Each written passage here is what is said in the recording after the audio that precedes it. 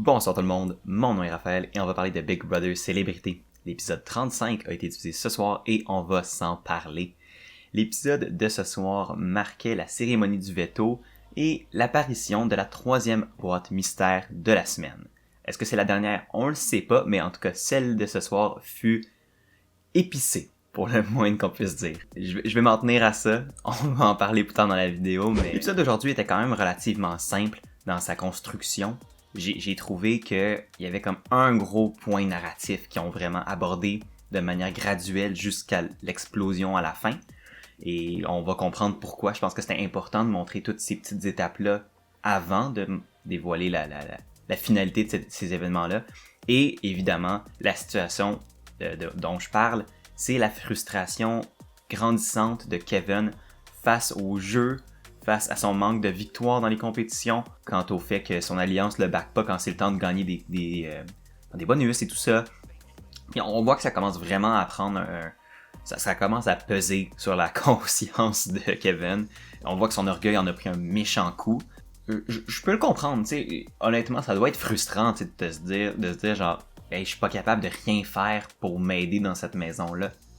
C'est clair que ça doit être frustrant, surtout qu'en plus que c'est probablement celui qui a participé au plus d'épreuves, qui a eu le plus grand nombre de chances de pouvoir remporter quelque chose sans jamais le faire. L'origine de sa frustration est légitime. En même temps, de l'autre côté de la pièce de monnaie, il y avait juste à les gagner dans un sens. C'est qu'il soit frustré que son alliance l'aide pas, ça c'est vrai. C'est correct. Mais le fait de pas gagner les compétitions un moment donné, ben, faut que t'es gagnes, puis un moment donné là, c'est fair game pour tout le monde. Cette frustration-là, ben, rendue là, il faut qu'elle soit juste personnelle et non face à tout le monde, face au jeu, face à la vie. Mais on voit que Kevin a de la difficulté à garder ça en dedans, il est très expressif, il est très émotif par rapport à ça, il est frustré, il claque des portes, il sacre, il est vraiment pas content. Puis les autres joueurs, évidemment, commencent à s'en rendre compte de plus en plus, c'est plus juste un phénomène anodin qui arrive une fois de temps en temps quand il perd une compétition, c'est comme à chaque fois qu'il y a quelque chose qui marche pas pour Kevin, il pète une coche. Ce que ça fait, ben, c'est que les joueurs commencent à être frustrés de ces comportements-là. Ils trouvent qu'il est trop orgueilleux, qu'il a de la misère à gérer ses émotions. Ils pensent tu vois des joueurs, notamment Richardson, qui dit qu'il se met trop de pression, qu'il devrait prendre ça juste plus pour le plaisir, puis après ça, dealer avec les conséquences. Tu sais, le fait qu'il veuille absolument remporter tout, ben, fait en sorte qu'au final, il se met trop de pression, puis c'est peut-être ça qui l'amène à foirer. Fait que je trouve ça dommage parce que Kevin, tu sais, je pense pas que c'est une mauvaise personne, mais je pense que là, sa frustration commence à prendre le dessus. Puis ça pourrait vraiment lui nuire. Puis on voit les autres joueurs dire que, écoute, Kevin commence à être vraiment chiant. Tu vis dans une maison 24 heures sur 24 avec quelqu'un qui est fru la moitié du temps, qui est orgueilleux ou qui est bête comme ses deux pieds parce qu'il a perdu. Ben c'est pas le fun. C'est pas le fun pour personne dans la maison. Fait que ce qui me fait peur, c'est que le fait que Kevin soit pas capable de gérer ses émotions, de gérer le fait qu'il est pas capable de rien remporter, ben là le fait qu'il soit vraiment frustré pourrait mettre son alliance en danger et mettre sa relation avec son alliance en danger.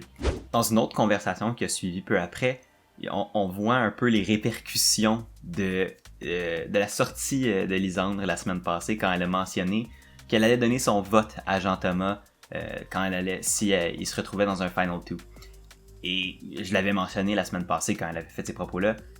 Lisandre a exposé la game de Jean-Thomas et le fait qu'elle mette la notion qu'il y a un vote déjà acquis dans la tête des gens dans la maison, mais ça fausse un peu la perception. En fait, ça met une loupe sur la perception que les gens ont de la game de Jean-Thomas. Jean-Thomas qui essaie de relativement s'effacer malgré tout, de contrôler dans l'ombre. Mais là, le fait que Lisandre ait mis ça de l'avant, ça met la game de Jean-Thomas en avant, ça met son niveau de danger en avant, ça l'amplifie. Fait que, est-ce que le seul vote de Lisandre, est-ce que la seule parole de Lisandre vaut quelque chose individuellement? Non. Mais c'est l'impression que ça crée, c'est le changement dans les perceptions que ça crée qui est extrêmement dangereux. C'est ça qu'elle a voulu exploiter, puis c'est ça qui est en train d'arriver. Parce que ce qu'on voit, c'est qu'on voit Kevin et Kim discuter de ces propos que Lisandre a tenus la semaine passée, et les deux se disent un peu inquiets de se rendre en finale, se rendre en Final 2 avec Jean-Thomas pour cette raison-là, justement. Le fait que Lisandre a dit qu'elle allait voter pour Jean-Thomas dans le Final 2 contre Kevin, contre Kim, contre pas mal n'importe qui, ben ça leur donne pas envie de l'amener. Dans le fond, le fait que personne va vouloir l'amener au Final 2, ce que ça force Jean-Thomas à faire, ben c'est absolument de remporter le dernier patron de la maison de la saison. Parce que c'est lui qui va pouvoir décider qui amène dans le Final 2 puis qui va avoir sa place garantie. ce que ça fait aussi, c'est ça, c'est que s'il remporte pas la dernière compétition du patron de la maison, il y a des très bonnes chances que personne ne veuille l'amener à la fin parce qu'ils savent qu'ils vont perdre contre Jean-Thomas. Fait que, c'est pour ça que je disais que les propos de Lisandre pourraient avoir des conséquences assez graves sur la game de Jean-Thomas. Puis c'est ce que Kevin et Kim ont énoncé aujourd'hui, puis ça m'a pas surpris qu'il y ait du monde qui en parle. Puis là, il parlait du fait que justement, il allait essayer peut-être de se rendre plus au Final 3 avec François au lieu de Jean-Thomas, comme ça. La personne qui gagne le dernier patron de la maison amène François et gagne la game. Parce que François, il a dit clairement qu'il voulait finir deuxième. Une autre facette que cette discussion-là a fait ressortir pour moi, c'est que, écoute, Kevin et Kim semblaient quand même proches stratégiquement. Fait que je me dis, ok, on a peut-être vraiment des chances qu'ils se rendent plus loin dans la game ensemble que juste être dans le top 4 parce qu'ils sont dans le top 4, puis c'est ça. Mais ces propos-là vont venir un peu me trotter dans la tête quand on va revenir à un segment que je vais aborder plus tard dans l'épisode. Et ce que j'ai aimé, c'est que juste après la discussion entre Kevin et Kim sur le fait qu'ils veulent pas amener Jean-Thomas dans un Final 2 parce qu'ils vont perdre contre lui, mais on voit justement François et Jean-Thomas mentionner qu'ils sont un peu inquiets pour la suite des choses. Fait que j'ai aimé les deux duos, si on veut, de l'Alliance de 4. Un qui sent confiance de se rendre dans le Final 2, puis un qui a peur de pas s'y rendre. Puis la raison pourquoi j'ai trouvé ça intéressant aussi de voir Jean-Thomas et François en discuter de cette anxiété-là de se rendre à la fin, de pas être capable de se rendre à la fin, mais c'est que c'est comme une des premières fois de la saison où j'ai vraiment l'impression qu'on les voit avoir peur pour leur position dans la game. Puis autant que je trouve que c'est des bons joueurs, Jean-Thomas et François, autant j'aime ça les voir stressés, parce que c'est là que ça va devenir difficile, c'est là quand s'ils ont beau être bons, s'ils n'ont pas d'obstacles, leur victoire va sembler moins impressionnante, va sembler plus banale. Mais là, s'il y a des obstacles qui se créent pour eux en fin de partie, s'ils ont des difficultés à travers lesquelles il faut qu'ils naviguent, c'est là que leur victoire va devenir encore plus impressionnante s'ils gagnent la game. Fait que le fait de les voir stressés pour leur positionnement puis de voir comment ils vont devoir jouer avec tout ça dans la suite des choses, moi je trouve ça super intéressant. Puis j'espère qu'ils vont continuer d'être stressés puis que le pouvoir va un peu leur filer des mains pour voir comment ils vont s'adapter à ça. Suite à ça, on passe à la cérémonie du veto qui est la cérémonie la plus prévisible pratiquement depuis le début de la saison. Et je vais même pas t'en passer de temps là-dessus. François a tout simplement décidé de ne pas utiliser son veto cette semaine dans le but de respecter la promesse qu'il a faite à Manu de le sortir de la maison cette semaine. Et donc il a clairement dit à Kevin, t'es pas en danger cette semaine, t'as pas à t'en faire, c'est Manu qui part. Et Manu et on a juste entendu en petite voix off Manu remercier François d'avoir gardé les nominations comme telles. Selon moi, ça a déjà, l'issue de cette semaine est déjà scellée. J'ai bien de la misère à imaginer qu'il y aurait un revirement de situation de dernière minute. Autant que certains peuvent être peut-être irrités avec Kevin puis pourraient se dire c'est l'opportunité peut-être parfaite de le sortir maintenant. Autant les gens auront pas le manque de cœur pour garder Manu dans la maison contre son gré, même si ça serait plus stratégique de le faire. Puis je pense pas que Manu de son côté va vouloir rester dans la maison. On le voit qu'il est mentalement plus là. Il veut retourner voir sa famille. Fait que le résultat de cette semaine pour moi il est même plus important dans un sens. Il est déjà réglé. Puis ça va être ce qui va se passer la semaine prochaine qui moi m'intéresse beaucoup. Puis c'est un petit peu tout ça qu'on dirait que la semaine c'est mis à dessiner au lieu de s'occuper de ce qui se passait dans la maison tant cette semaine quant à l'élimination et tout ça. Le segment qui a suivi la cérémonie du veto a quand même été un segment que j'ai beaucoup apprécié parce que ça a permis une petite pause dans l'espèce de grosse histoire qui s'est tramée pendant l'épisode de l'attitude de Kevin puis les frustrations accumulées de Kevin.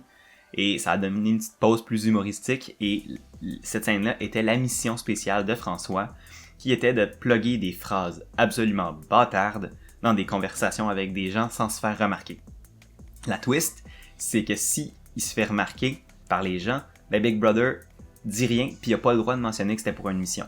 Tandis que si il réussit la mission puis personne découvre que les conneries qu'il disait c'était une mission, Big Brother annonce aux joueurs que ce que François disait c'était pour un défi, donc il a pas l'air d'un fou devant tout le monde. Et 2, là, il gagne une soirée karaoké. J'ai toujours aimé les petites missions comme ça, c'est toujours comique, c'est drôle de voir les joueurs de voir se débrouiller dans des situations loufoques comme ça, puis en même temps pour eux, ça leur fait un petit divertissement parce que des fois ça doit être tellement plate dans la maison, il n'y a pas des tonnes d'affaires à faire, malgré que c'est une grosse maison puis que t'es entouré de monde, des fois maintenant le temps est long. j'ai toujours aimé les petites missions comme ça, puis François a été très willing et il l'a fait, puis il a plugué toutes les phrases bâtardes. Mais je pense que ma scène préférée dans ce segment-là, c'est la scène où il parle à Kevin, puis il en plug genre 2-3, puis à chaque fois Kevin est comme « Ah ouais, comme si ce qu'il disait c'était super intelligent. » Dans le fond, t'as juste François qui dit n'importe quoi, ça a aucun sens.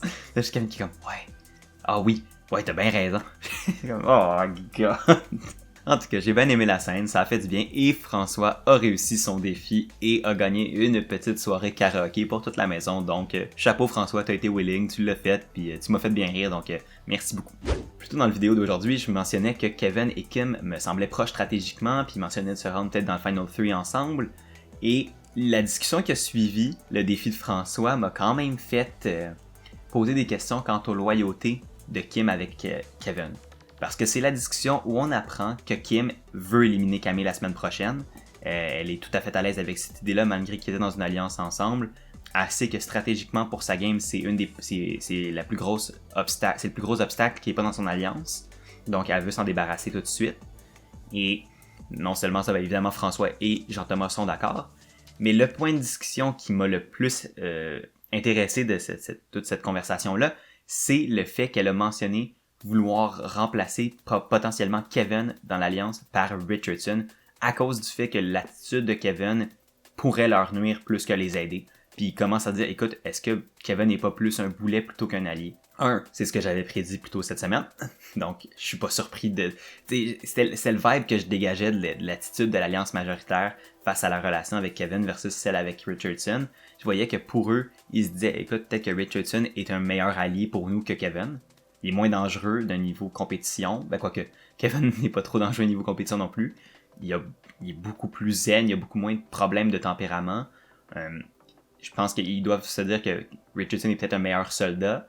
Il y a tous ces arguments-là qui pourraient leur faire croire que, ben écoute, Richardson est peut-être une meilleure option pour nous que Kevin a amené dans la fin de la partie. Puis le fait que ce soit Kim qui a proposé ça, ben là, ça me fait me demander, ben tu sais, la discussion qu'elle a eue plus tôt avec Kevin, c'est-tu elle qui niaisait Kevin? Puis c'est pas comme si c'était la première fois que c'est arrivé cette semaine qu'elle niaisait Kevin, on l'a vu avec la deuxième boîte mystère.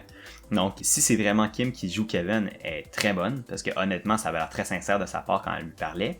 Puis là, le fait qu'elle soit capable aussi d'aller de l'autre bord de son alliance puis de dire, écoute, je pense que Richardson est peut-être mieux, elle considère ses options, puis elle joue très bien, puis elle est prête à jouer la game très fort. Puis c'est le fun de voir des joueurs qui sont pas nécessairement tant habitués avec Big Brother jouer la game à fond. Puis Kim le fait, puis je lève mon chapeau que je lèverai pas parce que j'ai la pire coupe de cheveux du monde présentement, mais considérant que nous, on sait que Richardson est un peu entre les deux alliances, le fait qu'ils veuillent remplacer Kevin par Rich dans leur alliance de 4 pourrait être peut-être une erreur stratégique, considérant que Rich est plus willing de travailler avec l'autre bord, notamment Maxime qui a dit qu'il était son plus proche allié. Fait que, encore une fois, les cartes se brouillent. Encore une fois, il y a peut-être des erreurs qui vont se créer à cause que les cartes se brouillent. Puis ça, j'ai bien hâte de voir comment ça va se dérouler la semaine prochaine. Puis j'ai tellement hâte de savoir qui va remporter le patron la semaine prochaine. Parce que, selon moi, à moins d'un changement majeur dans la game que je peux pas prévoir, le patron de la semaine prochaine va vraiment, selon moi, dicter comment la saison va se terminer. Fait que s'il y a un patron de la maison qui va être important à remporter cette saison, selon moi, c'est celui de la semaine prochaine. L'épisode s'est finalement culminé par l'apparition de la 3e boîte mystère de la saison. Et tout un segment se fut. Je vais donc expliquer qu'est-ce qu'impliquait la boîte mystère de l'épisode de ce soir. Il fallait que tous les joueurs présents dans la maison, sauf François qui est le patron de la maison, décident de manière unanime qui remporte l'avantage dans la boîte mystère. C'était simplement une discussion. Donc là, les joueurs devaient faire ressortir leurs arguments les plus convaincants pour dire qu'ils méritaient le contenu de la boîte ou stratégiquement de qu'est-ce qui serait le plus logique pour tout le monde, quel joueur serait le plus logique pour tout le monde pour remporter le contenu de la boîte. Et ça a bardé. Je pense que c'est la première fois de la saison où ça barde à ce point-là et strictement d'un point de vue de trucs dans la game. Parce que oui, il y a eu des situations où il y a des chicanes et tout. On peut penser à la situation entre Marie-Chantal et Varda. Mais là, c'était vraiment strictement, purement de la game et des émotions. Et c'était tellement croustillant. Ça, c'est du Big Brother comme j'adore regarder. Tu sais, c'est du monde qui se battent pour leur game, qui se battent pour leur leur survie dans le jeu, qui se battent pour leur bien dans le jeu contre d'autres. Puis c'est là que ça crée des frustrations, puis c'est là que tu vois que les interactions sociales entre les individus peuvent mener à de la discorde. Puis c'est ça qui est intéressant, c'est que ça fait changer les dynamiques du jeu de manière strictement naturelle. C'est simplement parce que les gens discutent et s'entendent pas et se rendent compte qu'il y a des problèmes XY que là ça barde dans la maison. Puis ça c'est parfait. C'est ça que j'aime. T'as des joueurs qui ont tous le même objectif et que là ça clash. Et donc je vais résumer assez rapidement les événements de cette discussion-là. Donc tout d'abord, on a vu Kevin mentionner qu'écoutez, je pense que j'ai été un team player, j'ai tout fait ce qu'on m'a demandé de faire, j'ai été sur le bloc plusieurs fois pour plusieurs personnes, j'ai aidé l'Alliance à nombreuses reprises. Je pense sincèrement que je mérite l'avantage de la troisième boîte mystère. C'est un peu ça qui a comme parti le problème. Tu vois que le gars, il voulait vraiment pas décrocher de ça. Puis, au début, il était pas tant agressif ou il était pas tant frustré. Il disait juste comme, voici mes arguments, voici mes arguments, voici mes arguments. Puis t'avais François dans la chambre du patron de la maison qui était comme, oui, that's it, Kevin, bats-toi pour l'avantage. Puis après ça a commencé un peu à dégénérer parce que là, t'as Camille qui disait, écoute, je vois pas pourquoi je te donnerais l'avantage, ça me nuirait à moi, puis à ma game. Fait que là, ça a commencé de même, puis là, ils ont commencé un peu à s'obstiner. Là, t'as vu Kevin qui a commencé à hausser le ton. Fait que, puisqu'en disant, non, moi, je décroche pas du fait que je veux cet avantage-là.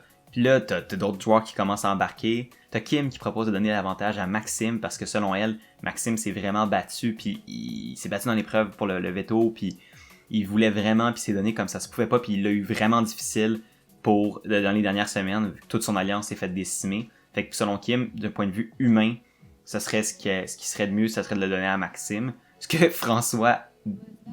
quand François entend ça, il est dans la chambre du patron puis il a accès à toute la discussion, il capote, il est comme, mais Kim, qu'est-ce que tu fais? Il est pas dans notre alliance, c'est clairement pas logique. Tu veux pas qu'il y ait un avantage pour la prochaine compétition du patron de la maison.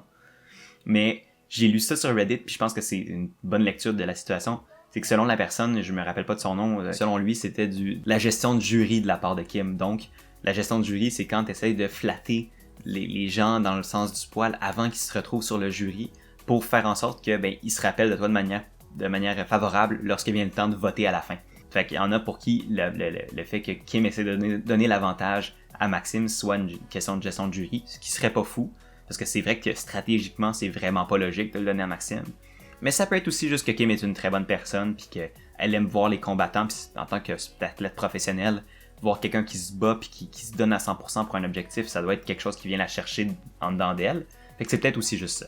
Là, on a vu Maxime qui s'est mêlé de la discussion considérant que là, il était un peu plus concerné par l'obtention de l'avantage. Et ensuite de ça, comme la discussion arrivait quand même pas à trouver une conclusion commune, là, t'as vu Camille qui, pour essayer de trouver un terrain neutre, a mentionné de vouloir donner l'avantage à Richardson, considérant que selon elle, c'est le seul joueur qu'on n'a aucune idée de où dans quelle direction il va aller. Ce que j'ai vraiment aimé du fait que Camille a mentionné ça, d'un point de vue stratégique, c'est que pour Camille, là, le fait de vouloir donner l'avantage à Rich, c'est tout à son avantage. Parce que elle dit qu'elle sait pas dans quelle direction Rich va aller. Mais c'est pas vrai. Rich est techniquement dans son alliance des phases de carême, et elle le sait très bien. Mais considérant que leur alliance est très bien camouflée à date, le monde le savent pas. Fait que pour elle, dire que Richardson est un terrain neutre est la meilleure chose qu'elle aurait pu dire, parce que 1, ça y met pas le target nécessairement sur elle-même. 2, ça met un target un peu sur Richardson si jamais le monde commence à trouver que Richardson il y a trop d'influence, il y a trop de pouvoir sur la game. Puis 3, ça donne un avantage pour le patron de la maison à un allié. Fait qu'au final, c'était la bonne chose à faire pour Camille dans la discussion-là, c'est de pousser pour Richardson ou pousser à la limite pour Maxime. Mais c'est que si elle poussait pour Maxime, ça allait paraître qu'ils sont en alliance ou quelque chose, tandis que Richardson, le fait de jouer la carte de j'ai aucune idée dans quelle direction il va aller, c'était la bonne carte à jouer et Camille a été extrêmement brillante là-dessus. Est-ce que la discussion après ça a dégénéré puis que ça a été un peu intense des deux côtés puis que ça a pas été un beau look surtout pour Kevin, mais ça a pas été un beau look non plus trop pour Camille, quoique honnêtement moi j'ai trouvé que Camille avait ses arguments tenaient leur bout, c'était correct là, j'ai pas compris le déferlement de haine envers Camille sur Facebook là. Elle est pas parfaite, loin de là. Mais là, de là à lui lancer de la grosse haine puis de dire que c'est la personne la plus machiavélique du monde, je comprends pas. La pauvre fille a 21 ans, là. Come on. Genre, elle est peut-être juste un peu jeune, un peu immature, un peu naïve, un peu émotive, mais c'est pas une personne machiavélique, tu me niaises. À la limite, elle est pas bonne socialement dans le jeu, mais c'est tout, là. En tout cas, ça, c'est mon petit grain de sel personnel, parce que je apprécie pas la haine que certains candidats peuvent recevoir juste parce qu'ils jouent la game. Moi, ça me frustre. Mais, bref. Non, c'est ça. Fait que là, tu vois, la discussion, elle aboutit nulle part. Kevin, là, il devient en beau fusil, il se met à sacrer non-stop. Il veut absolument pas lâcher le morceau. Puis là, ce qui se met à irriter tout le monde, notamment Max. Max qui semble vraiment frustré de l'attitude de Kevin, qui pète une crise. Camille est en tabarnouche. Après un obstinage qui semble durer des heures. D'ailleurs, je vais vous faire mention du fait que Manu, qui était autour de la table, parce que même s'il risque d'être éliminé cette semaine, ben il faut quand même qu'il participe au truc. Manu qui semble être écœuré d'être là, il est comme là couché sur la table de même, en train de probablement brailler. Tellement il doit être écœuré d'être là. J'ai tellement ri quand j'ai vu sa face, je vais mettre la photo là, c'est... Oh mon dieu, c'était tellement drôle.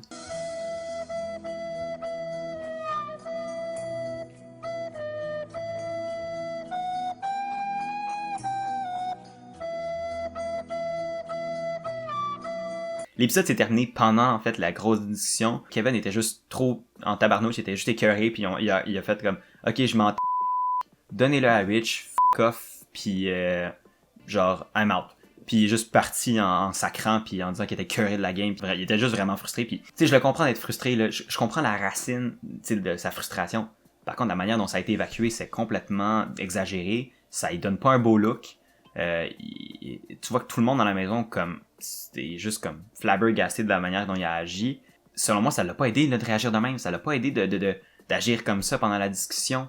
Au final, je pense qu'il aurait pu gagner l'avantage s'il avait été capable d'être plus diplomate avec la situation, puis qu'il avait pas laissé l'émotion, puis l'orgueil, puis la frustration prendre le dessus. Mais la frustration s'en emparer de lui, puis au final, ça a peut-être ruiné ses relations avec beaucoup de gens. Par contre, ça peut être aussi vu de l'autre manière. Il a tellement ruiné de relations avec tout le monde autour de la table présentement que s'il arrive dans un Final 2, personne va vouloir voter pour lui, fait que ça va devenir la personne la plus facile à amener à la fin. Fait que ça a peut-être ruiné ses chances de la victoire, mais ça lui a peut-être permis ça va peut-être lui permettre de se rendre plus loin dans l'aventure, aussi étrange que ça puisse paraître. Fait que finalement, c'est Richardson, parce que tout le monde était juste écœuré, ils l'ont donné à Richardson. Fait que c'est Richardson qui a remporté la 3e boîte mystère. On n'a pas vu c'était quoi son contenu, donc on va le savoir dans l'épisode de dimanche. Mais c'est bien sûr que là, Richardson a 2 avantages pour la compétition, donc ça augmente énormément ses chances de victoire. Ça les garantit pas, mais ça les augmente énormément. Par contre, je sais pas si pour Richardson, gagner la patronne de la maison la semaine prochaine est la meilleure chose pour sa game. Parce que il est encore en train de jouer les 2 alliances. Puis là, le fait d'exposer ses loyautés dès la semaine prochaine, c'est peut-être trop tôt. Ce qui serait l'idéal pour lui, ce serait Camille ou Maxime remporte le patron de la maison, parce que là, c'est quelqu'un de son alliance proche qui remporte, puis ça le met pas en danger, puis ça lui force pas de révéler ses cartes. Et donc, avant de terminer l'épisode, je vais quand même y aller de ma prédiction personnelle, et sans surprise, selon moi, le candidat éliminé cette semaine va être Manu par un vote unanime. Parce que autant que Kevin a froissé énormément de gens avec la conversation autour de la table pour la troisième boîte mystère, autant je pense vraiment pas que ce soit assez pour que ça change le fait que Manu veuille partir de la maison, puis que ça change le fait que les joueurs veulent se débarrasser de Kevin avant de se débarrasser de Manu, puis le forcer à rester dans la maison. Fait que, selon moi, il n'y a pas vraiment de suspense pour ça. Par contre, le suspense va être majeur pour la compétition du patron de la maison. Donc ça, j'ai très hâte de suivre ça. Et donc, c'est ce qui va conclure l'épisode d'aujourd'hui. J'espère que vous l'avez aimé. Si vous l'avez aimé, n'hésitez pas à aimer, partager, commenter, c'est vraiment apprécié. Si vous voulez plus de contenu comme ça, vous pouvez vous abonner. Je fais des vidéos du lundi au vendredi. Et si vous voulez la version audio de ces vidéos-là, on a la version podcast et tous les liens sont dans la description en bas. D'ici là, moi je vous dis à samedi pour l'épisode spécial. Et si vous n'y êtes pas, je vous dis à lundi pour mon récapitulatif de l'épisode d'élimination de dimanche soir. Sur ce, passez un très beau week-end, passez une très belle fin de soirée. Prenez soin de vous et à la prochaine.